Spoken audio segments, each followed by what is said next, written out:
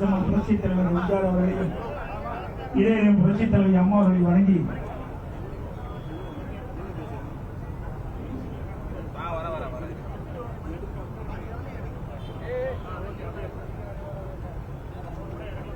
கள்ளக்குறிச்சி கள்ளச்சாராய மரணம் குறித்து சரியான நடவடிக்கை எடுக்க தவறிய விடியார் திமுக அரசை கண்டித்தும் இந்த விசாரணை நேர்மையாக நடைபெற சிபிஐ விசாரணை நடத்த வலியுறுத்தியும் இந்த கள்ளக்குறிச்சி கள்ளச்சாராய மரணத்திற்கு பொறுப்பேற்று விடியார் திமுக முதலமைச்சர் ராஜினாமா செய்ய வேண்டும் என்று அனைத்து இந்திய அண்ணா திராவிட முன்னேற்ற கழக சட்டமன்ற உறுப்பினர்கள் அறவழியிலே அடையாள உண்ணாவிரத அறப்போராட்டம் நிகழ்ச்சியில் கலந்து கொண்டுள்ள தலைமை கழக நிர்வாகிகளே, மாவட்ட கழக செயலாளர்களே, மாண்புமிகு நாடாளுமன்ற உறுப்பினர்களே, மாண்புமிகு சட்டப்பேரவை உறுப்பினர்களே, முன்னாள் நாடாளுமன்ற சட்டமன்ற உறுப்பினர்களே, முன்னாள் அமைச்சர் பெருமக்களே, வருகின்ற செயல்பட்டுக் கொண்டிருக்கின்ற சென்னை மாநகர பகுதி கழக செயலாளர்களே, வட்டக்கழக செயலாளர்களே, கழகத்திலே பல்வேறு பொறுப்புகளில் இருக்கின்ற நிர்வாகிகளே, பெரியோர்களே, தாய்மார்களே, மகளிர் சேர்ந்த சகோதரிகளே, கழக உடன்பிறப்புகளே, பத்திரிகையாளர்களே, ஊடகங்களே, அனைவருக்கும் வணக்கம். அறவழியிலே நடைபெற்றுக் கொண்டிருக்கின்ற போராட்டத்திற்கு ஆதரவு நேரிலே அளித்த தேசிய முற்போக்கு திராவிட கழகத்தினுடைய பொதுச் செயலாளர், மதிப்புக்கும் மரியாதைக்கும் உரிய திருமதி பிரேமலதா விஜயகாந்த் அவர்களே, போராட்டத்திற்கு ஆதரவு தெரிவித்த புரட்சி பாரத கட்சியினுடைய பொறுப்பாளர் சட்டப்பேரவை உறுப்பினர் சகோதரர் திரு கோவை ஜெகன்மூர்த்தி அவர்களே, எஸ்டிபிஐ கட்சியினுடைய மாநில செயலாளர் திரு கரீம் அவர்களே, தொலைபேசியிலே எங்களுக்கு ஆதரவு தெரிவித்த எஸ்டிபிஐ கட்சியுடைய மாநில தலைவர் சகோதரர் நெல்லை முபாரக் அவர்களே, போராட்டத்திற்கு ஆதரவு தெரிவித்த communist works party of India கட்சியினுடைய பொறுப்பு மாநில அமைப்பு செயலாளர் திரு ஆர் ராஜேந்திரன் அவர்களே, இந்திய குடியரசுக் கட்சியினுடைய தலைவர் முன்னாள் எம்எல்ஏ அண்ணன் ஷேகூர் தமிழரசு அவர்களே, ஐக்கிய முஸ்லிம் முன்னேற்ற கழக மாநில தலைவர் மரியாதைக்குரிய ஹைதர் அலி அவர்களே,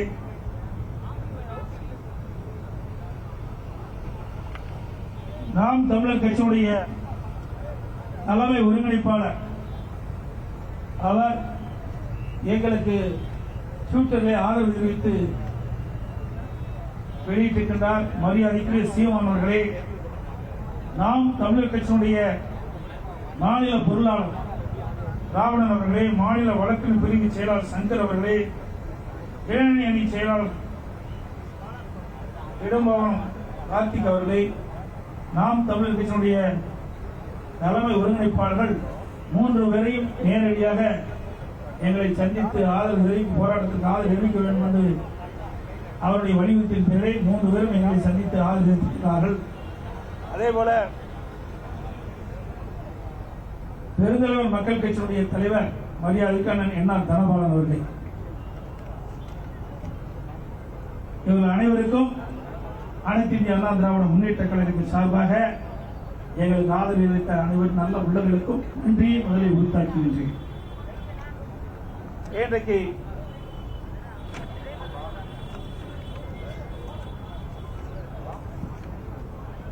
கள்ளக்குறிச்சி கள்ளச்சாராயம் மரணம் இன்றைக்கு கள்ளக்குறிச்சி மாவட்டத்தையே உலுக்கி,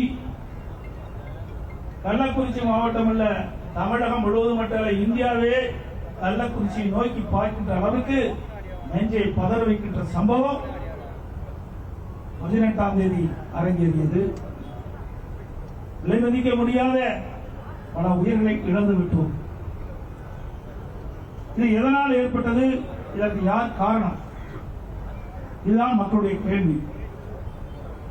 இன்னைக்கு விடியால் திமுக முதலமைச்சர் திரு ஸ்டாலின் தலைமையில் அமைக்கப்பட்ட திராவிட மாடல் ஆட்சி என்று சொல்லிக் கொண்டிருக்கின்ற ஆட்சியில் ஏற்பட்ட அவலங்களால் இன்றைக்கு கள்ளக்குறிச்சி கண்ணீரிலே மெரிந்து கொண்டிருக்கிறது.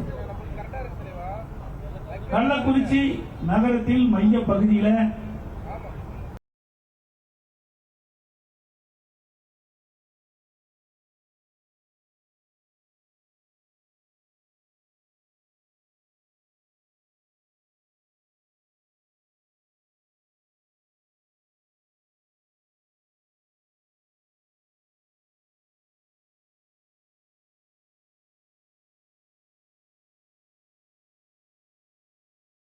திருச்சி மருத்துவமனை, விழுப்புரம் மருத்துவமனை, பாண்டிச்சேரி ஜிப்மர் மருத்துவமனை, சேலம் அரசு பொது மருத்துவமனை, இங்க எல்லாம் 100க்கும் மேற்பட்டவர்கள் இன்னும் சிகிச்சை பெற்று வருகிறார்கள். அதிலே பல பேர் அபாய கட்டத்தில் இருப்பதாக தகவல். பல பேருக்கு கண் பார்வை பறி போய்விட்டது. இன்னும் பல பேர் பல உறுப்புகள் பாதிக்கப்பட்டதாக செய்திகள் எங்களுக்கு கிடைத்துள்ளன. ஆக இதையெல்லாம் வெளிச்சத்துக்கு கொண்டு வர வேண்டும். பிரதான எதிர்க்கட்சி என்ற முறையிலே அனைத்து இந்திய அண்ணா திராவிட முன்னேற்ற கழகம் பாதிக்கப்பட்டவுடன் உடனடியாக நான் கள்ளக்குறிச்சிக்கு சென்று மருத்துவமனையிலே பாதிக்கப்பட்டவர்களுக்கு ஆறுதல் சொல்லிவிட்டு இந்த கள்ளச்சாராய் குடித்து மரணம் அடைந்தவருடைய உடலுக்கு நேரடியாக சென்று அஞ்சலி செலுத்தினோம். இதையெல்லாம் சட்டமன்றத்திலே அரசுடைய கவனத்திற்கு கொண்டு வர வேண்டும் என்ற அடிப்படையிலே தான் அறவழியிலே விதிகளுக்கு உட்பட்டு பிரதான கட்சியான அனைத்து இந்திய அண்ணா திராவிட முன்னேற்ற கழகம் சட்டமன்றத்திலே பேசுவதற்கு வாய்ப்பை கேட்டோம். ஆனால் சட்டப்பேரவைத் தலைவர் எங்களை அனுமதிக்கவில்லை. 21ஆம் தேதி, 22ஆம் தேதி, 24ஆம் தேதி, நேற்றைய தினம் கூட 25ஆம் தேதி தொடர்ந்து அனைத்து இந்திய அண்ணா திராவிட முன்னேற்ற கழக மக்களுடைய பிரச்சனையை சட்டமன்றத்தில் அவருடைய குரலை மக்களுடைய குரலாக ஒலிக்க வேண்டும் என்று விதி 56 கீழ் நாங்கள் சட்டப்பேரவைத் தலைவருக்கு முறையாக மனு அளித்து அதன் மீது எங்களுக்கு சட்டமன்றத்தில் பேசுவதற்கு வாய்ப்பை தாருங்கள் என்று கேட்டோம். சட்டமன்றத்தில் தான் மக்களுடைய பிரச்சனைகளை பேச முடியும். பிரதான எதிர்க்கட்சி அதனுடைய கடமை மக்கள் எப்பொழுது பாதிக்கப்படுகிறார்களோ அந்த பாதிப்பை சட்டமன்றத்திலே ஒழிக்க வேண்டும். அதுதான் பிரதான கட்சியினுடைய நிலை. அந்த அடிப்படையில் தான் நாங்கள் இந்த பிரச்சனையை இருக்கிறோம். ஆனால் நாங்கள் ஒவ்வொரு நாளும் இந்த கள்ளக்குறிச்சி மரணம் குறித்து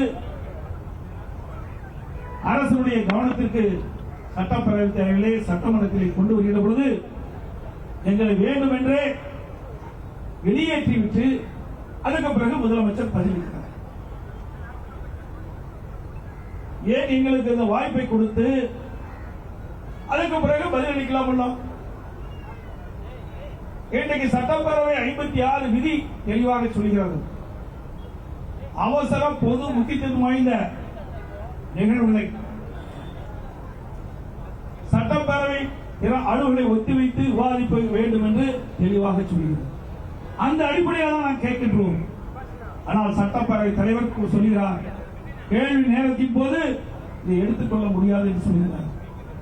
அதே நேரத்தில் எங்களை வெளியேற்றிவிட்டு முதலமைச்சர் திரு ஸ்டாலின் அவர்கள் 15 நிமிடம் கள்ளக்குறிச்சி மரணத்தை பற்றி விவரிக்கிறார். கேள்வி நேரத்தின் போது விதிகளின்படிதான் நடக்க வேண்டும் என்று சொல்கிறார் சபாநாயகர். மரபின்படிதான் சட்டமன்றம் நடத்தப்படும் என்று சொல்கிறார் கேள்வி நேரத்தின் போது.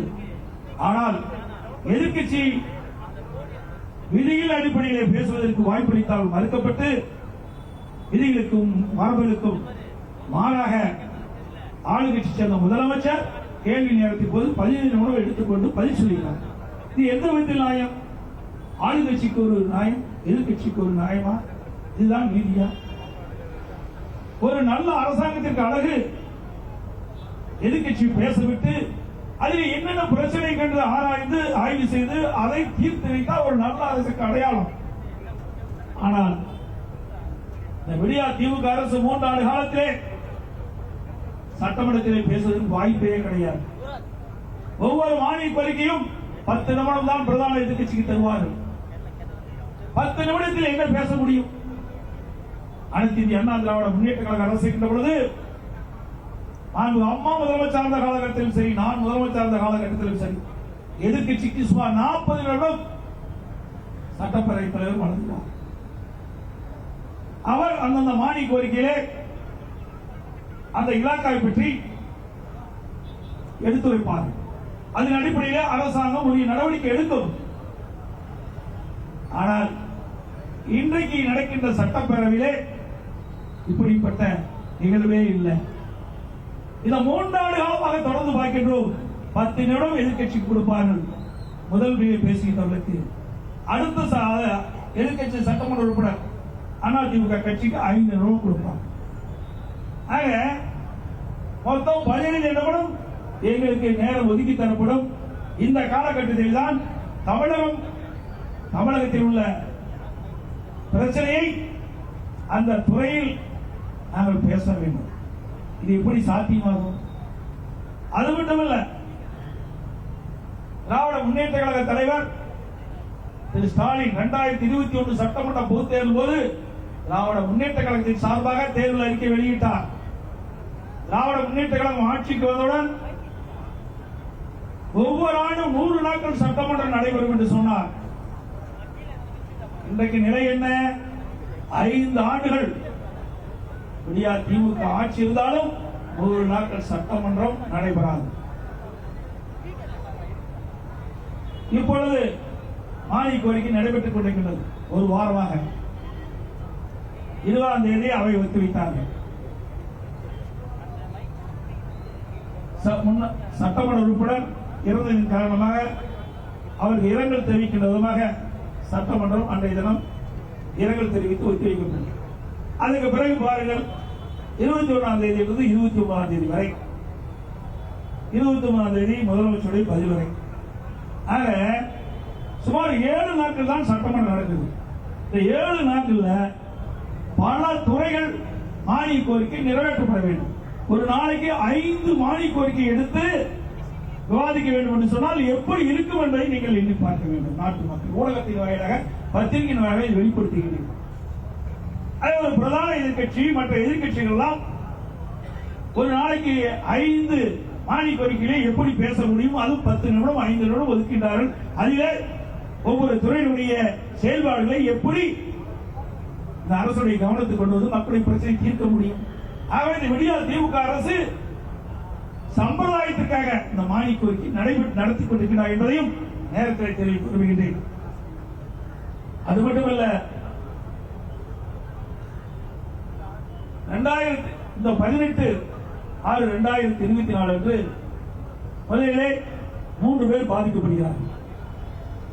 கள்ளச்சாராயம் குடித்து 3 பேர் பாதிக்கப்படுகிறார்கள். அப்பொழுதே மாவட்ட ஆட்சித்தலைவர் அடுத்த நாள் ஒரு பேட்டி கொடுக்கிறார். கள்ளச்சாராயம் அருந்தி 3 பேர் இறந்து விட்டார்கள். 19ஆம் தேதி பேட்டி கொடுக்கிறார். எனக்கு முன்னாலே எங்களுடைய தலைமை கழக நிர்வாகிகள், அமைச்சர்கள், முன்னாள் அமைச்சர்கள், சட்டமன்ற உறுப்பினர் குறிப்பிட்டதை போல அந்த பேட்டி கொடுக்கின்ற பொழுது ஒரு பக்கம் சட்டமன்ற உறுப்பினர், மறுபக்கம் மாவட்ட காவல்துறை கண்காணிப்பாளர், மத்தியிலே மாவட்ட ஆட்சித்தலைவர் தெரிவிக்கிறார். இந்த 3 பேர் இறப்பு, ஒருவர் வயிற்று வலியின் காரணமாக வயிற்றுப்போக்கு ஏற்பட்டு இறந்ததாகவும், மற்றொருவர் வயது உயர்ந்த காரணத்தினால் இருந்ததாகவும், மற்றொரு வலிப்பு வந்து இருந்ததாகவும் குறிப்பிடுகிறார். கள்ளச்சாராயம் குறித்து இறக்கவில்லை என்று மாவட்ட ஆட்சித்தலைவர் பகிரங்கமாக ஊடகத்தின் வாயிலாக பத்திரிகையின் வாயிலாக தெரிவிக்கின்றார். இந்த செய்தியை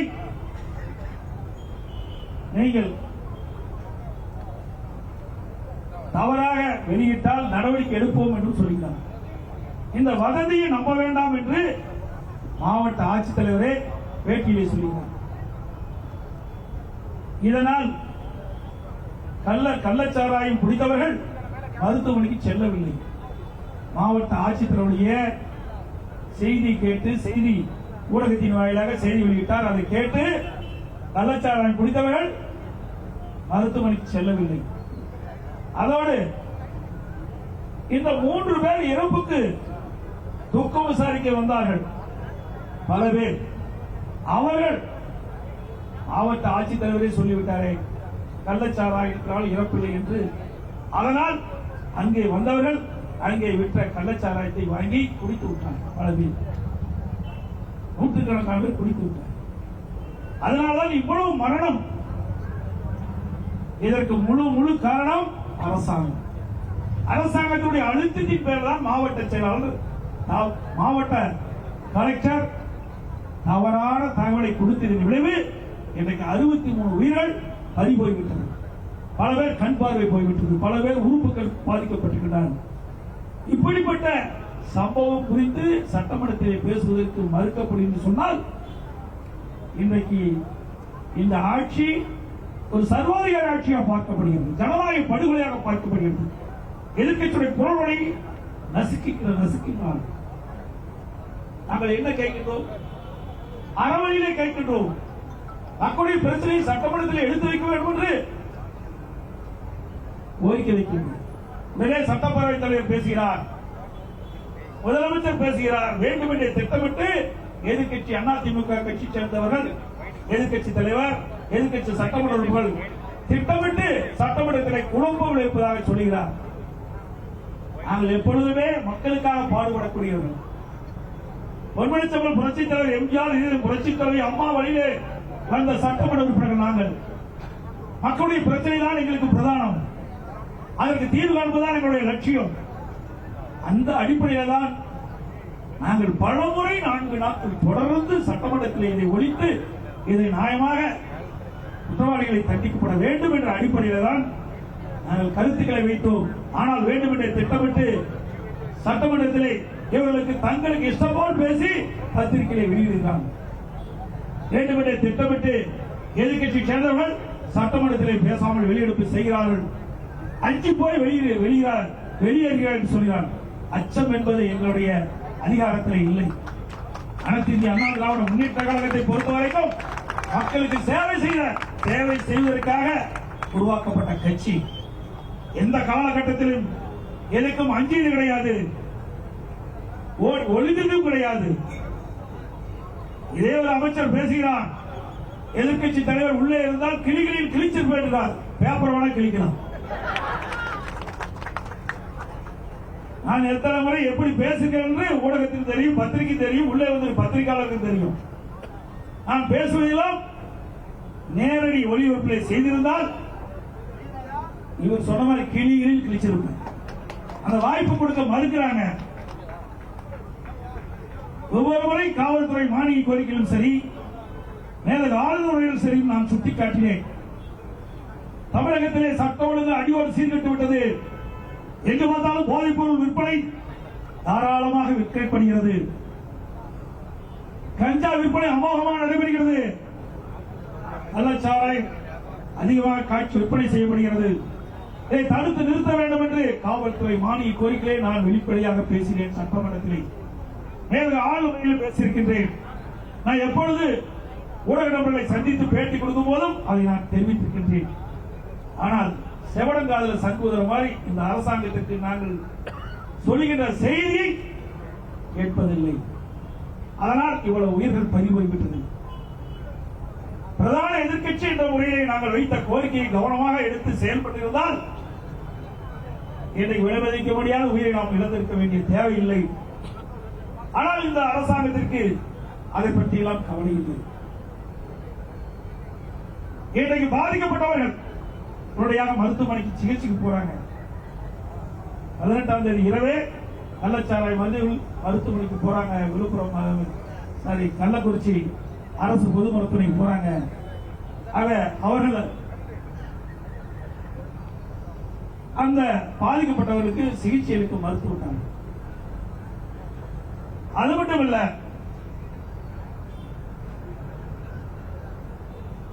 அரசாங்கம் தெரிவிப்பது மெத்தனால் குடித்ததனால் உயிரிழந்து விட்டார்கள் என்று சொல்கிறார்.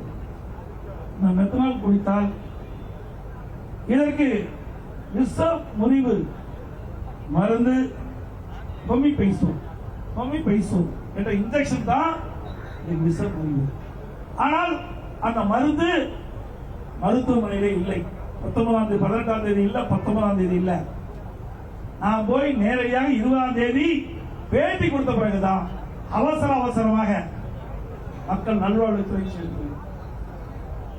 எனக்கு முன்னாள் மக்கள் நல்வாழ்வுத்துறை அமைச்சர் அருமைச்சவர் விஜயபாஸ்கர் குறிப்பிட்டதை போல அவசரமாக பாம்பேயிலிருந்து வாங்கி அதற்கு பிறகுதான் பாதிக்கப்பட்டவர்களுக்கு இந்த மருந்தை செலுத்தி குணமடைய செய்ய முற்பட்டார்கள். அதற்கு முந்தி ஒமிப்ரசோல் அந்த கேப்சூல் தான் கொடுத்துட்டு இருந்தாங்க. அந்த கேப்சூலை பொறுத்த வரைக்கும் அல்சருக்காக கொடுக்கப்படுகின்ற கேப்சூல் என்று மருத்துவர் தெரிவித்தார். இதை பாண்டிச்சேரி ஊடகத்தில் பேட்டி கொடுக்கும் போது தெரிவிச்சிருக்காங்க. ஒமிப்ரசோல் எங்களிடத்தில் அதிகமா இருக்குன்னு சொல்லி இதே மக்கள் நல்வாழ்வுத்துறை அமைச்சர் தான் சொன்னார். எல்லா தொலைக்காட்சியிலையும் காட்டினீங்க, பத்திரிகையில் வந்திருக்கீங்க. உடனே அவர் என்ன சொல்றார்? எடப்பாடி பழனிசாமி வேண்டும் என்றே பொய்யான செய்தி வெளியிடுகிறார் என்று சொல்கிறார். நாங்கள் பொய்யான செய்தியை நாங்கள் வெளியிடவில்லை. மக்களுடைய உயிரை காக்க வேண்டும், பாதிக்கப்பட்டவர்களுக்கு உரிய உயிரை சிகிச்சை அளிக்க வேண்டும். அதற்கு தேவையான மருந்து இருப்பு இல்லை, அதை உடனடியாக வாங்கி அவர்களுக்கு அளிக்க வேண்டும் என்ற அடிப்படையில் தான் நாங்கள் சொன்னமே ஒழிய உங்களை போல் பொய் பேசி அரசியல் செய்ய வேண்டிய கட்சி அதிமுக கட்சி அல்ல என்பதையும் நேரத்தில் நினைவூட்ட கடமைப்பட்டிருக்கின்றேன். அதற்கு மேலாக சட்டத்துறை அமைச்சர் பேசுகிறார். 40க்கு 40 நாங்கள் வெற்றி பெற்று விட்ட காரணத்தினால்தான் ஒதுக்க முடியலை எதிர்கட்சியை சேர்ந்த அதிமுக சொல்கிறார். ஆணவ போக்கு, அதிகார போக்கு. இதே 2014 என்ன ஆச்சு? திமுக ஒரு இடம் கூட கிடைக்கல. அப்படிப்பட்ட நிலைமையிலே நீங்கள் இருந்தீங்க, மறந்துடாதீங்க. ஆட்சி அதிகாரம் வரும்போது அதிகார போதையில கண்ணை மறைக்குது, அகந்தியில பேசுறீங்க. சக்கரை சுத்திட்டே இருக்குது, கீழே இருக்க சக்கரை மேல வந்தே தீரும். அதிமுக ஆட்சி மீண்டும் வரும், அப்பொழுது இருக்கலாம் விடிவு காலம் கிடைக்கும்.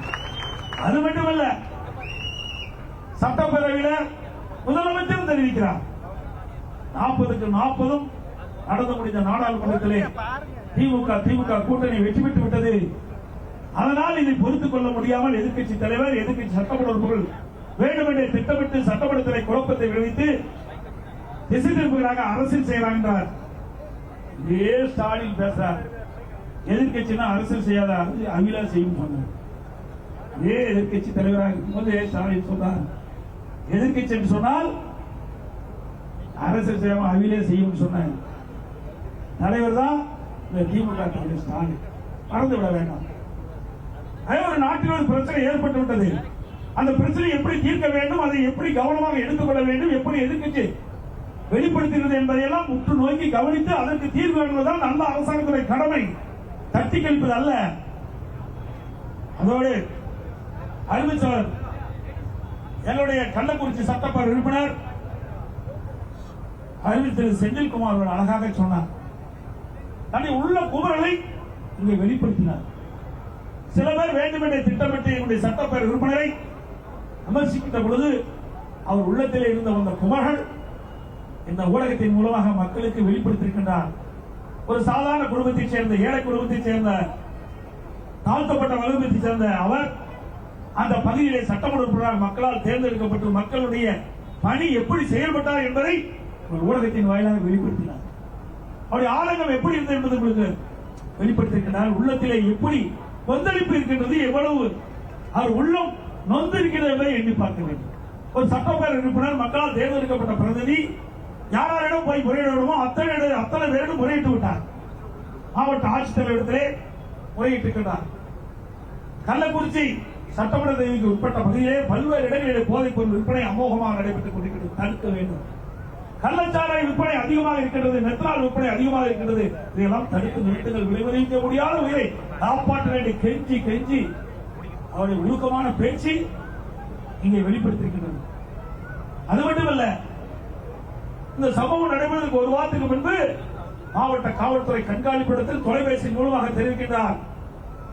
கள்ளக்குறிச்சி சட்டமன்ற தொகுதிக்கு உட்பட்ட பகுதியில் பல கிராமங்களில் கள்ளக்குறிச்சி நகரத்தில் கள்ளச்சாராய விற்பனை அமோகமாக நடைபெறுகிறது, போதைப் பொருள் விற்பனை அமோகமாக நடைபெறுகிறது. அதை தடுத்து நிறுத்துங்கள் என்று மாவட்ட காவல்துறை கண்காணிப்பாளரிடம் தெரிவிக்கிறார். அதற்கு பிறகு 18ஆம் தேதி சம்பவம் நடைபெறுவதற்கு முன்பு அவர் மாவட்ட காவல்துறை கண்காணிப்பாளர் தொலைபேசி நேரடியாக போய் சந்தித்து பேசுகிறார். அப்பொழுதும் தெரிவிக்கிறார், கள்ளக்குறிச்சியிலே கள்ளச்சாராயம் அதிகமாக விற்பனை செய்யப்படுகிறது, அதை தடுத்து நிறுத்துங்கள் என்று கோரிக்கை வைக்கிறார். மாவட்ட ஆட்சித்தலைவர் கூட்டத்திலே பேசுகிறார். கள்ளக்குறிச்சியிலே சட்டமன்ற தொகுதிக்கு உட்பட்ட பகுதியிலே கள்ளச்சாராய விற்பனை நடைபெறுகிறது, அதை ஒழிக்க வேண்டும் என்று தெரிவிக்கின்றார். இப்படி எல்லா இடங்களிலுமே பேசிவிட்டார். என்ன செய்ய? எதிர்க்கட்சியாக இருக்கின்ற காலத்திலே அவர் தாழ்த்தப்பட்ட வகுப்பை சேர்ந்த என்ற ஒரே காரணத்திற்காக அவருடைய குரல் அங்கே எடுபடவில்லை. அது மட்டுமல்ல, அந்த கள்ளக்குறிச்சியில் இருக்கின்ற 2 மாவட்ட செயலாளர்கள் 2 பேர் பணம் படைத்தவர்கள், அதிகாரம் மிக்கவர்கள்.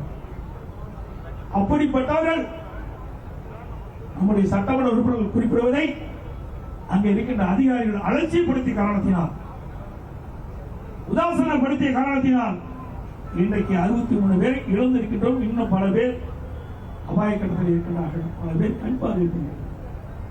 இதை ஊடகத்தின் வாயிலாக, பத்திரிகை வாயிலாக மக்களுக்கு தெரிவித்துக் கொள்வதெல்லாம் இந்த அரசாங்கத்தினுடைய அவலநிலையை நீங்கள் பாருங்கள். எப்படிப்பட்ட நிர்வாக திறமை பெற்ற அரசாங்கம் நடைபெற்றுக் கொண்டிருக்கிறது. எப்பொழுது பார்த்தாலும் முதலமைச்சர் பேசுகிறார், எல்லா துறையிலும் சிறந்து விடுகிறேன் என்று சொல்கிறார். ஆனால் நாட்டில் நடப்பது இப்பொழுது நடந்து முடிந்த நிகழ்வுதான் அதுக்கு சான்று. இதை விட கொடுமையான நிகழ்வு என்ன இருக்கும்? ஏற்கனவே 2023ஆம் ஆண்டு விழுப்புரம் மாவட்டம் செங்கல்பட்டு மாவட்டத்தில் 222 பேர் கள்ளச்சாராயம் குடித்து மரணம் அடைந்தார்கள். அப்பொழுது நாங்கள் தெரிவித்தோம், தமிழ்நாடு முழுவதும் கள்ளச்சாராயம் பெருகிவிட்டதை தடுத்து நிறுத்துங்கள் என்று சொன்னோம். அப்பொழுது ஸ்டாலின் அவர்கள் தொலைக்காட்சியின் வாயிலாக பேட்டி கொடுத்தார். இனி கள்ளச்சாராய மரணம் இருக்காது, இரும்பு கரம் கொண்டு அடக்குவோம் என்று சொன்னார்.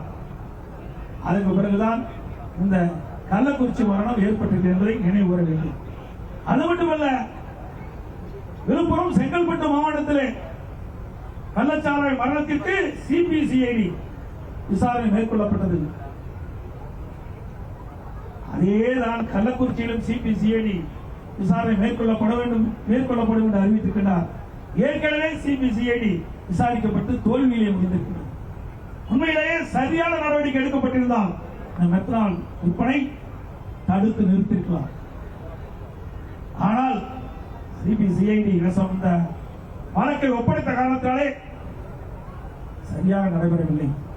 அது மட்டுமல்ல, இந்த கள்ளச்சாராய மரணத்திலே அரசு அதிகாரிகள் உயர் பதவியில் இருக்கிறவர்கள் சம்பந்தப்பட்டிருக்கிறார்கள், காவல்துறை சேர்ந்தவர்கள் சம்பந்தப்பட்டிருக்கிறார்கள், வருவாய்த்துறை சேர்ந்தவர்கள் சம்பந்தப்பட்டிருக்கிறார்கள், ஆளுங்கட்சி அதிகாரமிக்கவர்கள் இதில் சம்பந்தப்பட்டிருக்கிறார்கள். இவர்களெல்லாம் மாநில அரசாங்கத்துக்கு உட்பட்டவர்கள். மாநில அரசாங்கத்துக்கு உட்பட்டு அவருடைய அதிகாரத்துக்கு உட்பட்டதான் சிபிசிஐடி. இவர்கள் எப்படி நியாயமாக இதை விசாரிப்பார்கள்? அதனால்தான் சிபிஐ விசாரிக்க வேண்டும் என்று நாங்கள் கோரிக்கை வைத்தோம். அரசு அதற்கு செவிமடிக்கவில்லை. ஆகவே அனைத்து இந்திய அண்ணா திராவிட முன்னேற்ற கழகத்தின் சார்பாக நாங்கள் நீதிமன்றத்தை நாடி இருக்கின்றோம். வருகிற 3ஆம் தேதி இன்றைக்கு அந்த வழக்கு ஒத்திவைக்கப்பட்டிருந்தது. நீதி நிலைநாட்டப்படும், நல்ல தீர்ப்பு கிடைக்கும், சிபிஐ விசாரணை நீதிமன்றத்தின் மூலமாக கிடைக்கும் என்று நம்புகிறோம். ஆக இப்படிப்பட்ட அவல ஆட்சி தமிழகத்திலே நடைபெற்றுக் கொண்டிருக்கிறது. இதையெல்லாம் மக்களுக்கு வெளிச்சம் போட்டு காட்ட வேண்டும். நாடாளுமன்ற சட்டமன்றத்தில் எங்களுக்கு பேச வாய்ப்பு மறுக்கப்பட்ட காரணத்தினால் மக்கள் மன்றத்தை நாங்கள் சந்தித்து அறவழியிலே இந்த உண்ணாவிரத போராட்டத்தை நாங்கள் இப்போது நடத்தி கொண்டிருக்கிறோம் என்பதை தெரிவித்துக் கொள்கிறோம்.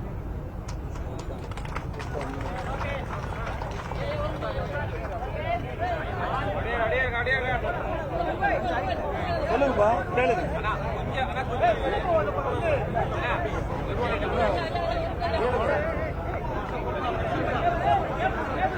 தொடர் போராட்டத்தை நடத்தி வரீங்க. சட்டசபையில உங்களால எவ்வளவு போராடிட்டீங்க? இன்னைக்கு இந்த போராட்டத்தை அடுத்த கட்டமாக உங்களுடைய போராட்டம் என்னவாக? எங்களுடைய தலைமை கழக நிர்வாகிகளை கலந்து இது முடிவு செய்யும்.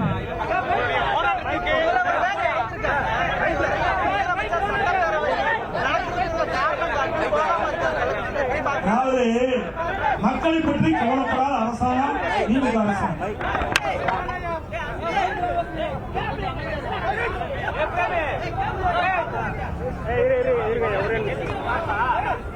கொஞ்சம் காமா இருந்தாதான் தெரியல.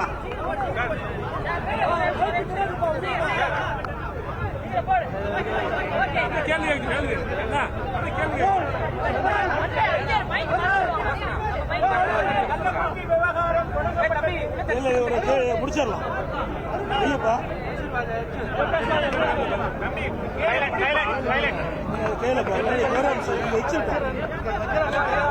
வெய்யப்பா சீக்கிரம்.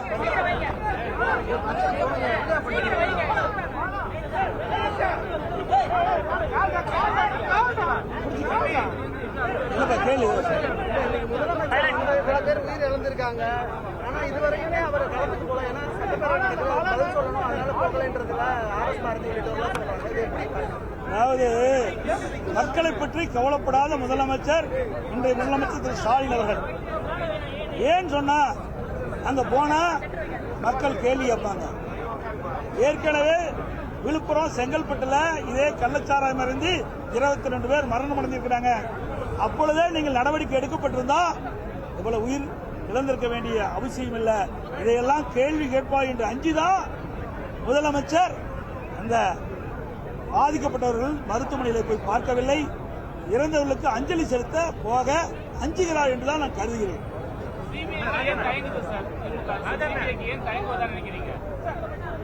அவர்கள் கேட்டதான் தெரியும். ஏன்னா அவர்கள் சொல்றாரு, திரு ஸ்டாலின் சொல்றாரு, முதலமைச்சர் திரு ஸ்டாலின் சொல்றாரு, நாங்க சிபிசிஐடி நியமிக்கப்பட்டு விட்டோம், உண்மை குற்றவாளியை கண்டுபிடிக்கணும்னு சொல்லி ஒரு 4-5 பேர்த்த பிடிச்சு போட்டிருக்காரு.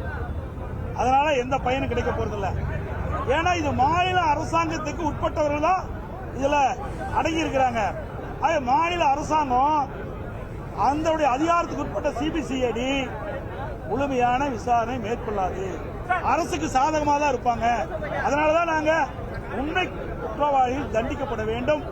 அது மட்டுமல்ல, திமுக கட்சி சேர்ந்த பெரும் புள்ளிகள் இதிலே இடம்பெற்றிருக்கிற காரணத்தினாலே அவர்கள் வெளிச்சத்தை கொண்டு வரும்னா சிபிஐ விசாரணை நடைபெற வேண்டும். அப்படி நடுநிலையோடு விசாரணை மேற்கொள்வதற்கு தான் நாங்க இந்த அரசாங்கம் சிபிஐ விசாரணை மேற்கொள்ளாத காலத்தில் நீதிமன்றத்தை நாடி இருக்கிறோம். கடந்த கால சிபிஐ வழக்குகளை மேற்கொள் காட்டி தான் விசாரணை மேற்கொண்டா தீர்ப்பு வருது தாமதம். என்ன முடிவு என்ன சிபிஐ என்ன காலதாமாயிட்டு சொல்லுங்க. சிபிஐ விசாரணை மேற்கொண்டு என்ன காலதாமாயிருக்குது? இதுல இந்த வழக்கை நல்லா புரிஞ்சுக்கணும். இந்த வழக்கு என்ன இருக்குது? கள்ளக்குறிச்சி நகரத்தில் மைய பகுதியில் இருக்குது. காவல்துறைக்கு போலீஸ் நிலையத்துக்கும் விற்பனை நிலையத்துக்கும் ஒரு 400 அடி தான் இருக்குது. பக்கத்திலேயே கோர்ட் இருக்குது, அங்கேயே தாசில்தார் அலுவலகம் இருக்குது, மாவட்ட ஆட்சியர் இருக்குது, மாவட்ட காவல்துறை கண்காணிப்பா இருக்குது. இவ்வளவு அதிகாரிகள் இருக்கின்ற இந்த இடத்திலேயே தங்கு தடை இல்லாம கள்ளச்சாராயம் இருக்குன்னா இதுல யாருடைய பின்பலம் இருக்கும்? ஆட்சி அதிகாரத்தில் உள்ளவருடைய பின்பலம் இருந்தா தானே விற்க முடியும். அதனாலதான் சொல்றோம், நேர்மையா இங்க மாநில அரசுக்கு அதிகாரத்துக்கு உட்பட்ட சிபிசிஐடி விசாரணை பண்ணா இங்கே நீதி கிடைக்காது. உண்மை குற்றவாளிகள் தப்பித்து விடுவார்.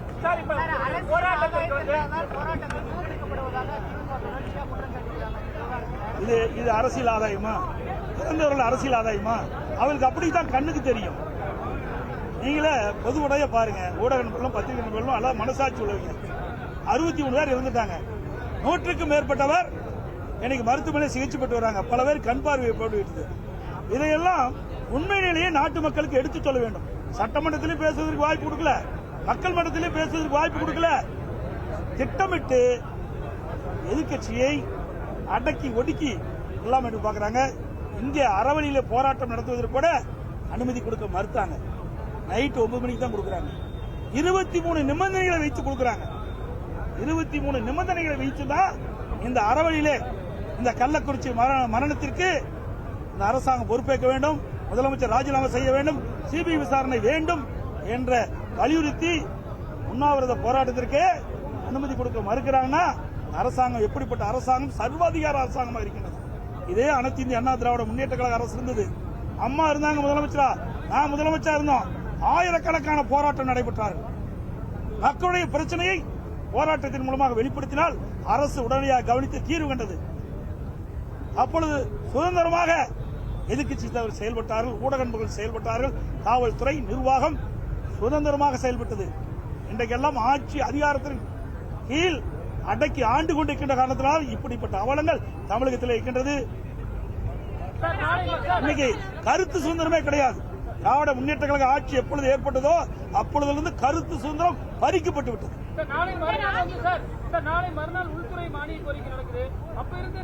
அப்ப என்ன கொடுக்க போறாங்க? இதேதான் செய்யும். எங்க பேசுறது கூட போறாங்க. இப்பதான் சொல்லிட்டாரு சட்டப்பேரவை தலைவர், ஏற்கனவே அதுக்கு பதில் கொடுத்துட்டாரு. நேற்றைய தினம் பேசுறோம், விதி 56 கீழ் பேசுறோம், கேள்வி நேரத்தை ஒத்தி வைத்து 56 விதியின்படி பிற அலுவலை சட்டமன்றத்தில் பிற அலுவலை ஒத்தி வைத்து இதை எடுத்து பேசணும்னு சொல்றோம். நாங்கள் வெளியே வந்த பிறகு சட்டப்பேரவை தலைவர் சொல்றாரு இதெல்லாம் பேசி முடிச்சாச்சு, இதெல்லாம் முதலமைச்சர் பதில் சொல்லிட்டாரு, இதெல்லாம் எடுக்க முடியாது சொல்றாரு. நியாயம் கிடைக்காது அவர்கிட்ட. பிரதான எதிர்க்கட்சியா இருக்கீங்க, சட்டப்பேரவை தலைவருடைய செயல்பாடுகளை நீங்க எப்படி பாக்குறீங்க? தொடர்ந்து பிரதான எதிர்க்கட்சிக்கான வாய்ப்புகள் தொடர்ந்து மறுக்கப்படுது. பிரதான எதிர்க்கட்சி என்ற முறையில் 3 ஆண்டு காலமாக சட்டமன்றத்தில் சட்டமன்ற எதிர்க்கட்சி சட்டமன்றத்தில் சுதந்திரமாக பேச முடியல. ஏதாவது அரசு பற்றி சற்று குறைவாக சொன்னா கூட உடனே நீக்கிடுவார். அந்த அமைச்சர்கள் பேசுவதை விட சட்டப்பேரவையில் அதிகமாக பேசுறாங்க. சட்டமன்ற எதிர்க்கட்சி சட்டமன்ற உறுப்பினர்கள் கேள்வி கேட்கிறோம், அதற்கு அமைச்சர் சொல்லுகின்ற பதிலை விட இவரே பதில் சொல்லிடுறார். அமைச்சர்கிட்ட பதில் வந்தா தானே அதை நிறைவேற்ற முடியும். ஆனா சட்டப்பேரவை தலைவரே பேசிடுவார். ஏன் நாங்க சொல்லல, திமுக அமைச்சரே சொல்றாங்க. நாங்க சொல்ல வேண்டிய பதில சட்டப்பேரவை தலைவரே சொல்றாங்க. எங்க சட்டப்பேரவை தலைவர் நடுநிலையோடு நடந்துக்கிறாங்க.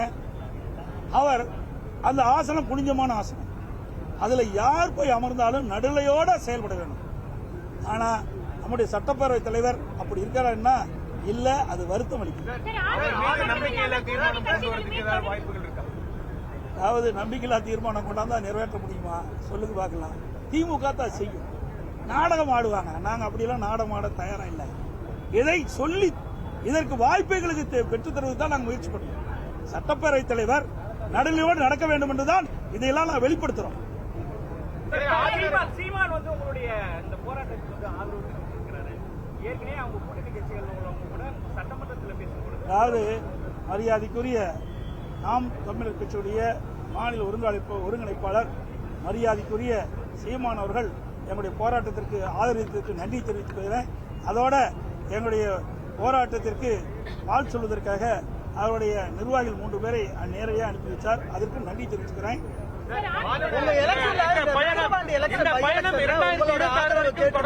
அதாவது அனைத்து இந்திய அண்ணா திராவிட முன்னேற்ற கழகம் தலைமை ஏற்கனவே ஒரு முடிவு பண்ணிட்டு இந்த விக்கிரவாண்டி சட்டமன்ற இடைத்தேர்தலை புறக்கணிக்கப்படும் என்று அறிவிக்கப்பட்டுள்ளது.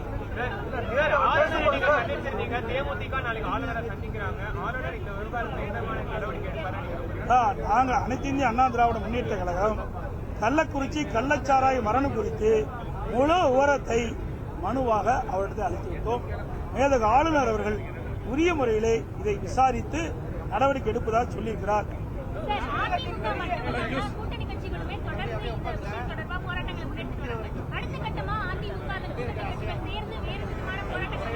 நாங்கள் ஏற்கனவே தலைமை கழக நிர்வாகி அடுத்தது தலைமை கழக எங்களுடைய மூத்த தலைமை கழக நிர்வாகிகளை கலந்து பேசி முடிவு செய்யப்படும். அது மட்டும் இல்ல, இவ்வளவு பிரச்சனை கள்ளக்குறிச்சி மரணம் ஒரு அதிர்ச்சி அளிக்கிறது. இது நாடே பதறி போயிருக்கு, தமிழ்நாடே பதறி போயிருக்கு. இந்த சூழ்நிலையில் கூட திராவிட முன்னேற்ற கழக கூட்டணியில் அங்கு வைக்கின்ற கட்சிகள் குரல் கொடுக்காததான் வேதனை அளிக்கின்றது.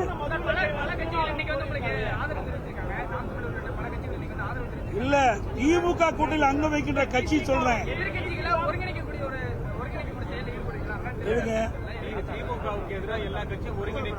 எப்படி அவங்க கூட்டணியில் அங்க வைக்கிறாங்களே, நாங்க எப்படி ஒருங்கிணைக்க முடியும்?